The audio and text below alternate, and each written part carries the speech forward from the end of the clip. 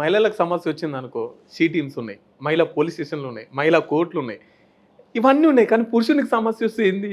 అంటే అది తప్పు మన సమాజం. ఇంకొకటి ఏమన్నా కొంచెం మేజర్‌గా జరిగిందనుకో, మీలాంటి వాళ్ళు వస్తారు, మొత్తం ధర్నాలు చేస్తారు, స్ట్రైకులు చేస్తారు, ఉరి శిక్ష చేయాలంటారు, నేను ఒక్కటి మీరు అన్న విషయంలో నేను ఒప్పుకుంటాను. పత్యం అంటారు. నేను ఒప్పుకుంటాను. అది సమాజంలో తీసుకురావాల్సిన మార్పు. మన సమాజందే తప్పు. అంటే చట్టాలు కూడా మారాలని. నేను చట్టాలు ఒప్పుకుంటానండి. సరే చట్టాలు వదిలేయండి. సమాజంలో మన ఇంట్లో మన అమ్మా నాన్న కూడా మారాలి ఈ విషయంలో. నేను ఒక ఎగ్జాంపుల్ చెప్తున్నాను. నాకు ఒక అబ్బాయి బాబు.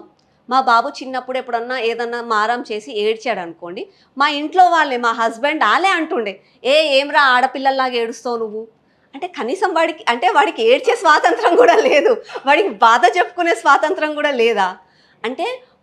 పురుషులు అంటే గొప్పవాళ్ళు, వాళ్ళకి ఏడుపు వచ్చినా వాళ్ళు మింగుకోవాలి, వాళ్ళ బాధ చెప్పొద్దు అని చెప్పి మన సమాజంలోనే నేర్పించారు. అదే మహిళ కాలేజ్కి వెళ్తే అరే తల దించుకొని వెళ్ళాలి అని నేర్పిస్తారు. మళ్ళీ నువ్వు పురుషుడికి ఎందుకు నేర్పించలేదు? అరే ఒక అమ్మాయి వెళ్తుంది, ఆ అమ్మాయిని నువ్వు చూడొద్దు అని చెప్పి పురుషుడికి ఎందుకు మనం నేర్పించలేదు? సో అవన్నీ మన సొసైటీలో మార్పులు రావాలి, సమాజంలో మార్పు రావాలి. సమాజంలో మార్పు రావాలంటే ముందుగా మనలో మార్పు రావాలి. అది రావాలి అంటే కొంచెం సమయం పడుతుంది. ఆ సమయం కోసం ప్రతి ఒక్కరం పోరాడాల్సింది.